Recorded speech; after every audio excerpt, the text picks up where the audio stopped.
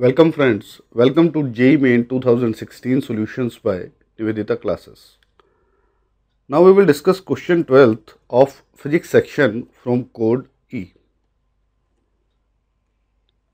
अब हमारा क्वेश्चन देखिए यहाँ क्या कहता है.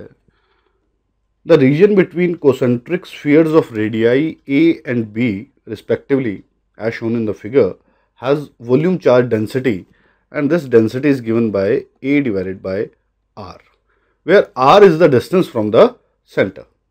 Okay, so let us say I have taken a point P here which is at a distance of R from the center.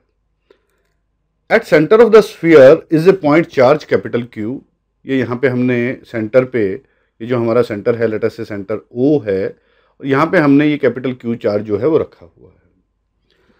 The value of A such that the electric field in the region between the spheres will be constant is.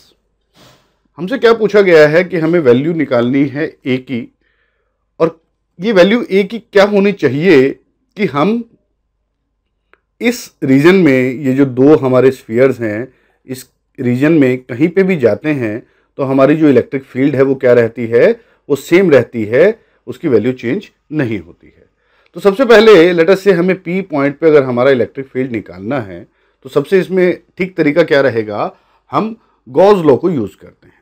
ठीक है, तो Gauss law के लिए हमें क्या करना पड़ेगा, Gaussian surface एक चूज करना पड़ेगा. तो गॉसियन सरफेस हमारा यहाँ पे क्या बनेगा, ये एक स्फेरिकल गॉसियन सरफेस हमें यहाँ पे ऐसा बनाना पड़ेगा. ये हमारा स्फीयर बन जाएगा और ये हमारा गॉसियन सरफेस हो जाएगा. ठीक है, तो हमारा E multiplied by Gaussian surface का ये एरिया क्या हुआ, ये हो गया 4 पाई r स्क्वायर. ये किसके बराबर होगा, टोटल जितना भी हमारा एनक्लोज चार्ज है डिवाइडेड बाय एप्सिलॉन नॉट.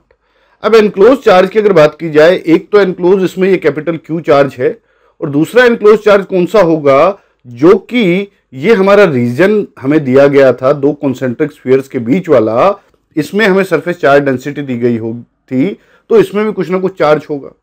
ठीक है, तो सबसे पहले हम फाइंड आउट करते हैं कि ये जो हमारे कॉन्सेंट्रिक स्फीयर हैं इसके कारण हमारा जो कितना चार्ज है वो पड़ा हुआ है. ठीक है, तो लेट अस से इसे Q डैश से मैं रिप्रेजेंट करता हूं और इसको हम कैसे निकालेंगे. देखिए हमें वॉल्यूम चार्ज डेंसिटी दी गई है तो हमें सबसे पहले वॉल्यूम लेना होगा और वो इंटीग्रेट करके हमें निकालना होगा. ठीक है, तो हमें अगर निकालना है तो हमें क्या करना पड़ेगा, ये एक हमें विड्थ लेनी पड़ेगी dr और यहां से रेडियस हमने लिया r.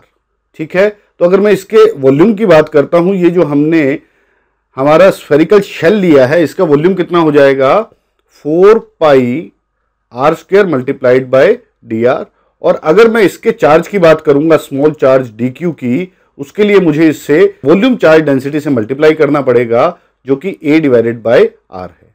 ये R यहां से कैंसिल आउट हो गया तो जो मेरा ये dq चार्ज हुआ ये कितना हो गया, ये हो गया 4 पाई A R dr. और मुझे टोटल चार्ज निकालने के लिए इसे इंटीग्रेट करना पड़ेगा, किसको, 4 पाई A R dr को. और R की वैल्यू कहां से कहां तक चेंज होती है, ध्यान रखिए, A से हमारा R स्टार्ट होता है, अंदर कुछ नहीं है, तो A से लेके ये हमने वैल्यू ली कहां तक, R तक हमने वैल्यू ली. ठीक है, अब मैं इसका इंटीग्रेशन करता हूं. देखिए ये तो टर्म्स कांस्टेंट हैं, बाहर आ गई. R का निकालेंगे तो ये हो जाएगा R स्क्वायर बाय 2 और बाय 2 को मैं इधर से कट कर दूंगा तो बेसिकली बाहर बचेगा 2 पाई A और अंदर R स्क्वायर है, R स्क्वायर की वैल्यू A से लेके R पुट करनी है तो मैं उसे लिख सकता हूं R square minus A square. ये हमारा हो गया Q डैश. क्लियर है. या अगर मैं बात करूं टोटल चार्ज की, तो टोटल चार्ज जो मेरा Q इनक्लोज्ड है वो किसके बराबर है, that is Q dash plus Q. Clear है.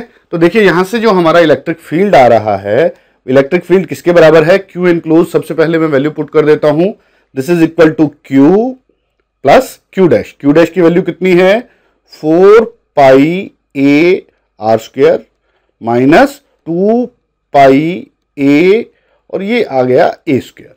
ठीक है, तो ये तो हमारा Q इनक्लोज हो गया. इसको किससे डिवाइड करना है, हमें करना है 4 pi epsilon not R square. Clear. या अगर मैं चाहूं तो इसको R स्क्वायर से डिवाइड करके हम अलग अलग भी कर सकते हैं. ठीक है, अलग अलग लिखेंगे तो देखिए क्या आ जाएगा, Q divided by 4 pi epsilon not R square plus 2 pi A divided by 4 pi epsilon not, देखिए यहां से R स्क्वायर मैंने दोनों तरफ कैंसिल कर दिया, उसके बाद minus 2 pi A square divided by 4 pi epsilon not R square. Clear है? देखिए जैसा हमें दिया है कि इलेक्ट्रिक फील्ड चेंज नहीं हुई, तो ये यहां पे इनर स्फीयर के किसी पॉइंट पे which is at a distance of x यहां पे, और जो हमारा आउटर सरफेस है इसके किसी पॉइंट पे हमारी इलेक्ट्रिक फील्ड क्या रहने वाली है, सेम रहने वाली है।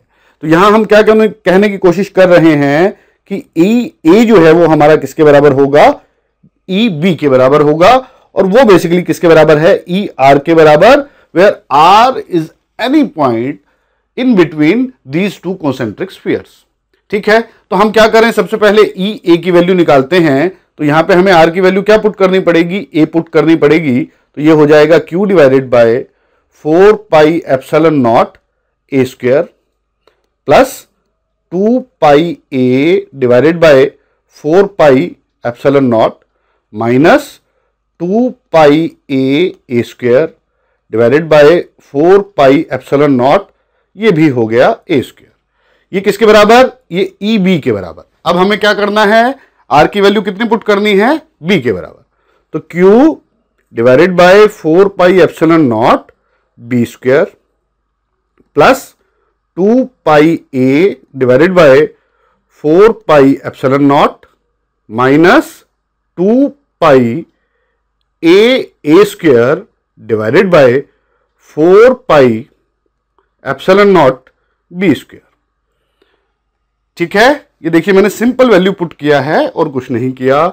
यहां से अगर मैं बात करूं, 4 पाई एप्सिलॉन नॉट हर जगह डिवीजन में है, इसको काट दीजिए। क्लियर? ये 2 पाई A इधर से और इधर से दोनों तरफ कट गया। ठीक है, अब यहां से अगर मैं बात करता हूं तो देखिए ये मेरा A स्क्वायर भी जो है ये हमारा कट जाता है। क्लियर है?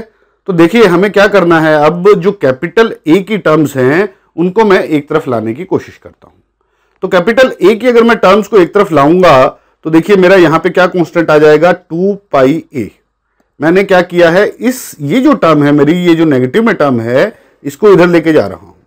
ठीक है, तो 2 पाई A इधर आ गया, A स्क्वायर बटा B स्क्वायर, और यहां से ये हो गया -1। ये किसके बराबर है, इधर अगर हम बात करें तो Q divided by B square minus Q divided by A square, या मैं इसे सीधा लिख सकता हूं Q divided by B square minus Q divided by A square. अब ऐसा करें, इसे हम सोल्व करते हैं। तो हम क्या करें कि लेट अस से हम यहां पे अगर मैं B स्क्वायर से ऊपर मल्टीप्लाई कर देता हूं, यहां नीचे मेरा क्या आ जाएगा, B स्क्वायर आ जाएगा।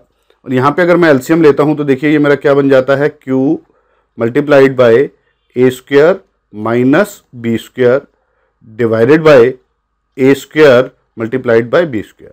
और अगर मैं इधर इस टर्म को रिजॉल्व करता हूं तो ये हो जाता है 2 pi A into A square minus B square divided by B square. क्या क्या कटा दोनों तरफ से, A square minus B square ये दोनों तरफ से कटा, ये B स्क्वायर और ये B स्क्वायर कटा। तो मेरा सीधा यहां पे ये 2 पाई दूसरी तरफ ले जाऊंगा तो देखिए क्या आ जाएगा, A की वैल्यू आ जाएगी, और A की वैल्यू कितनी हो गई, Q, और ये 2 पाई इधर से नीचे आ गया, और ये A स्क्वायर जो था ये नीचे का नीचे रह गया। तो ये हमारी Q divided by 2 pi A square जो है ये हमारा A की वैल्यू आ गई, जिसके लिए इलेक्ट्रिक फील्ड जो है वो दो कॉन्सेंट्रिक स्फीयर के बीच में कभी भी चेंज नहीं होगा। और ये हमारा कौन सा ऑप्शन है, ये हमारा A ऑप्शन है। तो this is our correct choice. Thank you.